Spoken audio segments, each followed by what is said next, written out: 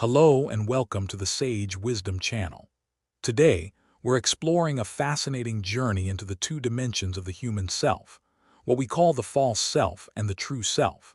Over the next few minutes, you'll learn how these two selves operate, why they often clash, and, most importantly, how you can cultivate your true self to live with greater authenticity, fulfillment, and inner peace. Part 1. Understanding the false self.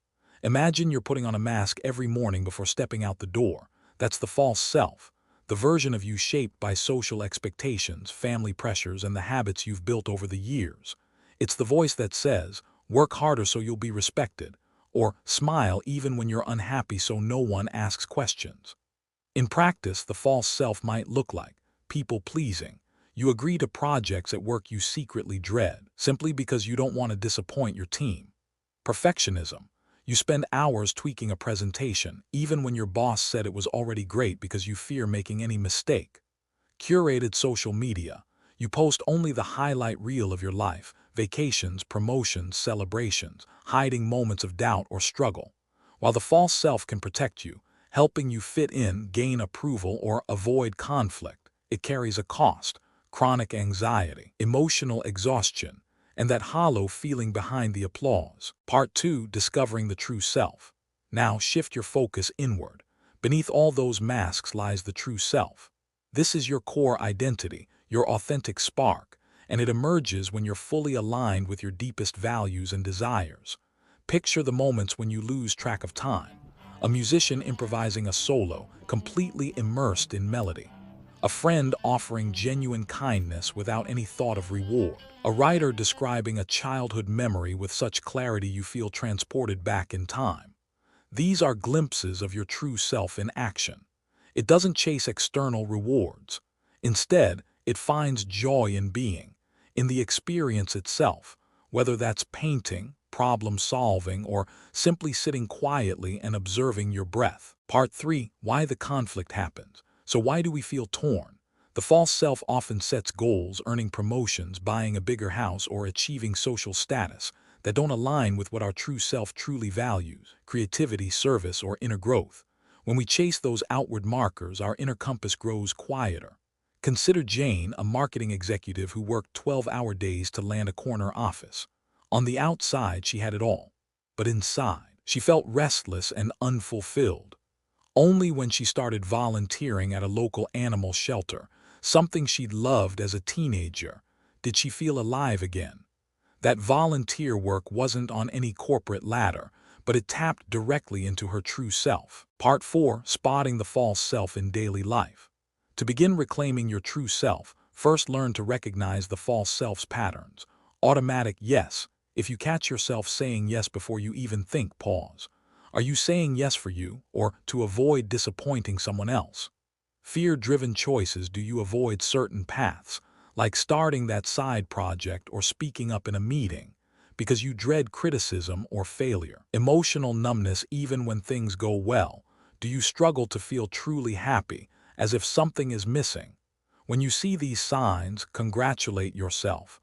Awareness is the first step toward change. Part 5. Cultivating your true self. Now let's get practical. Here are 3 exercises you can start today. Mindfulness meditation, 5-10 minutes daily. Sit comfortably, close your eyes, and focus on your breath. Notice each inhale and exhale. When thoughts arise, "I should check my email," "Did I forget to lock the door?" Simply observe them without judgment and return to the breath. Over time, you'll notice the space between thought and awareness, the playground of the true self. Journaling prompts. At the end of each day, write briefly on, "What brought me genuine joy today? And what drained me?" Then ask, "If I had no fear or expectations, what would I do differently tomorrow?" This helps you chart a course toward activities that resonate with your true self. Value-aligned mini actions. Choose a small act each day that embodies one of your core values. If compassion is a value, maybe it's helping a neighbor carry groceries. If creativity is a value, spend 10 uninterrupted minutes sketching or brainstorming new ideas. These practices gradually strengthen the voice of your true self, making it louder than the false self's demands. Part 6. Integrating both selves. Our goal isn't to banish the false self. It has strengths like adaptability and social savvy, but to let the true self take the lead. Try this leader-assistant dialogue. In your journal, write out a brief conversation. First, let your true self speak. I need creativity and meaning in my work. Then, let your false self respond. But we need security and approval. Look for a middle ground. What if I dedicate one afternoon a week to my own creative project while still meeting my work goals? This approach honors practical needs without letting the false self dominate. Part 7. Real-world example. Meet Carlos, a schoolteacher who dreamed of writing children's books. For years, his false self told him, "You need to focus on a stable career. Writing is a luxury." But after practicing journaling and mindfulness, he realized he felt most alive when storytelling. He negotiated with himself. Every Saturday morning, he would write at least 500 words for his story.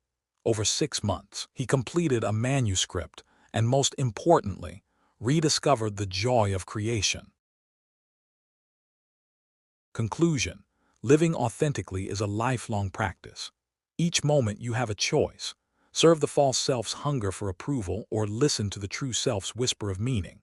Start small, meditate for a few minutes, journal a couple of lines, take one value-aligned action, and you'll find that over time your decisions become clearer, your joys deeper, and your sense of purpose stronger. Thank you for joining me on this exploration of the false self and true self. If you found these ideas helpful, consider subscribing for more insights into mind, meaning, and mindful living. I'll see you next time.